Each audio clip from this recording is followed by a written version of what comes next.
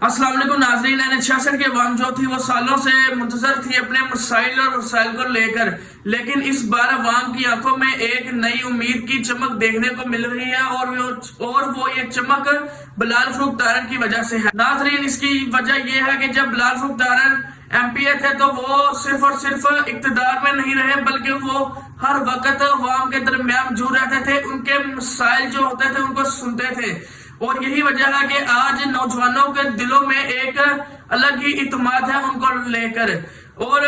मुझमें तमाम नौजवान ये उम्मीद रखते हैं कि बिलाल फरूख तारण साहब दूसरों की तरह इख्तिदार के मजे नहीं लुटेंगे, बल्कि वो अवाम के जो वोट उन्होंने लिए होंगे उसकी अहमियत को समझेंगे और उसको हल करेंगे, और अवाम की जो एक उम्मीद है उनके ऊपर उसके ऊपर पूरा उतरेंगे। बताएंगे दूसरों को भी कि ये वक्त कुर्सी की सियासत का नहीं, बल्कि असल काम ही अवाम की खिदमत का होता है।